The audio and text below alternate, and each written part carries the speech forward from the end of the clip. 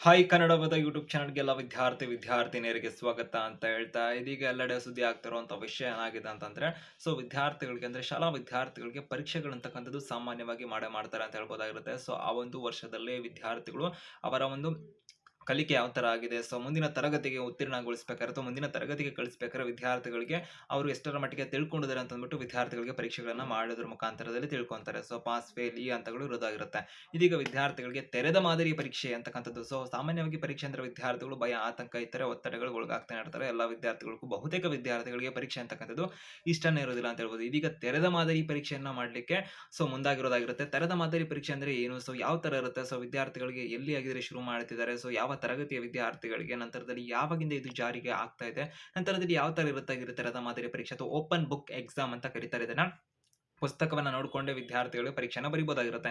ಇದ್ರ ಬಗ್ಗೆ ಸಂಬಂಧಪಟ್ಟಂತೆ ಹೆಚ್ಚುವರಿ ಮಾಹಿತಿನ ಕೊಡ್ತಾ ಇರೋದಾಗಿರುತ್ತೆ. ಹೆಚ್ಚುವರಿ ಅಪ್ಡೇಟ್ಸ್ ಇನ್ಫಾರ್ಮೇಷನ್ ಮಾಹಿತಿನ ತಿಳ್ಕೊಳ್ಳೋದಕ್ಕೆ ಕನ್ನಡ ವೇದ ಯೂಟ್ಯೂಬ್ ಚಾನಲ್ಗೆ ಸಬ್ಸ್ಕ್ರೈಬ್ ಆಗಿ ವಿಡಿಯೋ ನೋಡ್ತೀರಾ, ಈ ಕೂಡಲೇ ಚಾನಲ್ಗೆ ಸಬ್ಸ್ಕ್ರೈಬ್ ಆಗಿ ಬೆಲ್ ಐಕಾನ್ ಕ್ಲಿಕ್ ಮಾಡಿ ನಿಮ್ಮೆಲ್ಲ ಸ್ನೇಹಿತರಿಗೆ ಮರಿದೇ ವಿಡಿಯೋ ಶೇರ್ ಮಾಡಬಹುದಾಗಿರುತ್ತೆ, ಅವ್ರಿಗೂ ಕೂಡ ಸಹಾಯ ಆಗುತ್ತೆ ಅಂತ ಹೇಳ್ತಾ ಮೊದಲದಾಗಿ ವಿದ್ಯಾರ್ಥಿಗಳಿಗೆ ಒಂದು ತೆರೆದ ಮಾದರಿ ಪರೀಕ್ಷೆಗೆ ಸಂಬಂಧಪಟ್ಟಂತೆ ಮಾಹಿತಿನ ತಿಳಿಸುವಂತಂದ್ರೆ ತೆರೆದ ಮಾದರಿ ಪರೀಕ್ಷೆ ಅಂದ್ರೆ ಏನು ಅಂತ ಸಾಕಷ್ಟು ಜನ ವಿದ್ಯಾರ್ಥಿಗಳು ಓಪನ್ ಬುಕ್ ಎಕ್ಸಾಮ್ ಅಂದ್ರೆ ಡೌಟ್ ಇರುತ್ತೆ. ವಿದ್ಯಾರ್ಥಿಗಳಿಗೆ ತಿಳಿಸುವಂತಂದ್ರೆ ಓಪನ್ ಬುಕ್ ಎಕ್ಸಾಮ್ ಹೆಸರಲ್ಲಿ ಇರುವಂತದ್ದು ಅಂದ್ರೆ ಬುಕ್ ನ ಓಪನ್ ಮಾಡ್ಕೊಂಡು ಪರೀಕ್ಷೆ ಬರಬಹುದಾಗಿರುತ್ತೆ. ಅಂದ್ರೆ ಅರ್ಥಪೂರ್ಣವಾಗಿ ತಿಳಿಸುವಂತಂದ್ರೆ ತೆರೆದ ಮಾದರಿಯ ಪರೀಕ್ಷೆ ಅಂದ್ರೆ ಪುಸ್ತಕವನ್ನ ವಿದ್ಯಾರ್ಥಿಗಳು ಇಂಡೋರಲ್ ಆಗಿರುತ್ತೆ. ನಂತರದಲ್ಲಿ ಇತರೆ ಒಂದು ಟಿಪ್ಪಣಿಗಳಾಗಿರ್ಬೋದು, ಪುಸ್ತಕಗಳನ್ನಾಗಿರ್ಬೋದು ಅಥವಾ ಇದರ ಸಂಪನ್ಮೂಲಗಳನ್ನ ಪರೀಕ್ಷೆಗೆ ಸಂಬಂಧಪಟ್ಟಂತೆ ಅಥವಾ ವಿದ್ಯಾರ್ಥಿಗಳಿಗೆ ರಿಸೋರ್ಸ್ ಐಟಮ್ಸ್ ಇರ್ತಾವಲ್ಲ ವಿಷಯಕ್ಕೆ ಸಂಬಂಧಪಟ್ಟಂತೆ ಆ ಮಾಹಿತಿಗಳನ್ನ ವಿದ್ಯಾರ್ಥಿಗಳಿಗೆ ಒದಗಿಸಲಾಗಿರುತ್ತದೆ. ಅದರಿಂದ ವಿದ್ಯಾರ್ಥಿಗಳು ಮಾಹಿತಿಗಳನ್ನ ತೆಗೆಯೋದ್ರ ಮುಖಾಂತರದಲ್ಲಿ ಬರೀಬೇಕಿರುತ್ತೆ. ಇದನ್ನ ತೆರೆದ ಮಾದರಿಯ ಪರೀಕ್ಷೆ ಅಂತ ಕರೀತಾರೆ ವಿದ್ಯಾರ್ಥಿಗಳಿಗೆ. ಇಲ್ಲಿ ವಿದ್ಯಾರ್ಥಿಗಳಿಗೆ ಅವರ ಒಂದು ಕಂಠಪಾಠದ ವಿಧಾನ ಏನಿದೆಲ್ಲ ಅಂದ್ರೆ ಕಂಠಪಾಠ ಮಾಡ್ತಿರ್ತಾರೆ ವಿದ್ಯಾರ್ಥಿಗಳು. ಎಕ್ಸಾಮ್ ಅಂತಕ್ಕಂಥ ಬಂದ ಸಂದರ್ಭದಲ್ಲಿ ಬಾಯ್ಟ್ ಮಾಡ್ತಾ ಇರ್ತಾರೆ. ಅದನ್ನೇ ಹೋಗ್ಬಿಟ್ಟು ಎಕ್ಸಾಮ್ ಅಲ್ಲಿ ಬರೆದು ಬರ್ತಿರೋದ್ರೆ ಮುಂದೆ ಆ ವಿದ್ಯಾರ್ಥಿಗಳದು ಎಕ್ಸಾಮ್ 6ನೇ ದಿನ ಅಥವಾ 15ನೇ ದಿನ ಬಿಟ್ಕೊಂಡೆಲ್ಲ ಕೇಳಿದಂತ ಪಕ್ಷದಲ್ಲಿ ಅದು ನೆನಪೇ ಇರೋದಿಲ್ಲ.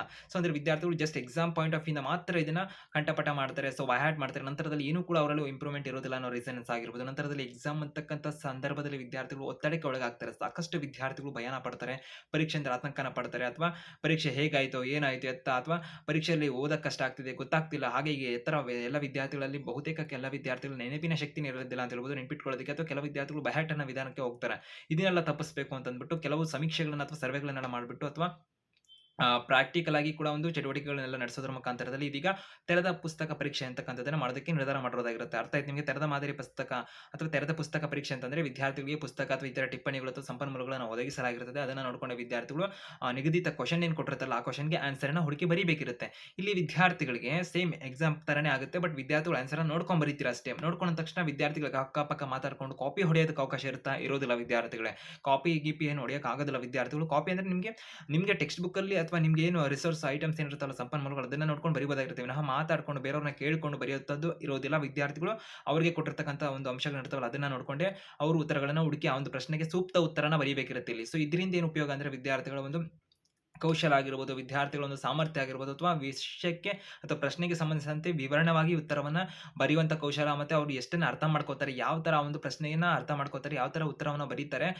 ಒಂದು ಪ್ರಬಂಧ ಮಾದರಿಯಲ್ಲಿ ವಿದ್ಯಾರ್ಥಿಗಳು ಉತ್ತರವನ್ನ ನಿರೂಪಣಾ ಶೈಲಿ, ಅವರ ಒಂದು ಶೈಲಿ ಯಾವ ತರ ಇದೆ, ಬರವಣಿಗೆ ಅಂತಕ್ಕಂಥದ್ದು ಇವುಗಳನ್ನ ತಿಳ್ಕೊಳ್ಳುವಂತದ್ದಾಗಿರುತ್ತೆ ಇದರಲ್ಲಿ. ಮತ್ತೆ ವಿದ್ಯಾರ್ಥಿಗಳಿಗೆ ಕಂಠಪಾಠ ವಿಧಾನದಿಂದ ಮುಕ್ತಿನ ಕೊಡೋದಾಗಿರುತ್ತೆ. ಅರ್ಥ ಆಯ್ತು ನಿಮ್ಗೆ ಇವಾಗ ತೆರೆದ ಮಾದರಿ ಪುಸ್ತಕ ಪರೀಕ್ಷೆ ಅಂದ್ರೆ ಏನು ಎತ್ತ ಅಂತ ಅಂದ್ಬಿಟ್ಟು.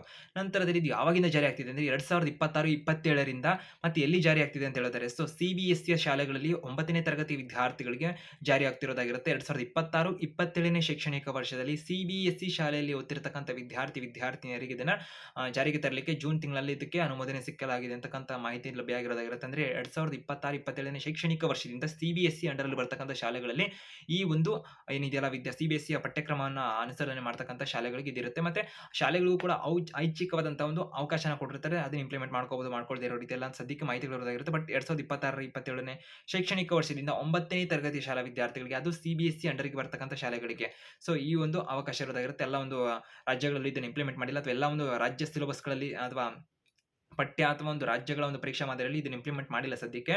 CBSE ಶಾಲೆಗಳಲ್ಲಿ ಇದು ಇಂಪ್ಲಿಮೆಂಟ್ ಆಗ್ತಿರೋದಾಗಿರುತ್ತೆ. ಹೆಚ್ಚಿಗೆ ಅಪ್ಡೇಟ್ಸ್ ಇನ್ಫಾರ್ಮೇಷನ್ ಮಾಹಿತಿ ಬಂದಾಗ ಕನ್ನಡ ಯೂಟ್ಯೂಬ್ ಚಾನಲ್ ಮಾಹಿತಿನ ಕೊಡ್ತೀವಿ. ಅದಕ್ಕೆ ಚಾನಲ್ ಸಬ್ಸ್ಕ್ರೈಬ್ ಆಗಿ ಬೆಲ್ ಐಕಾನ್ ಕ್ಲಿಕ್ ಮಾಡಿ.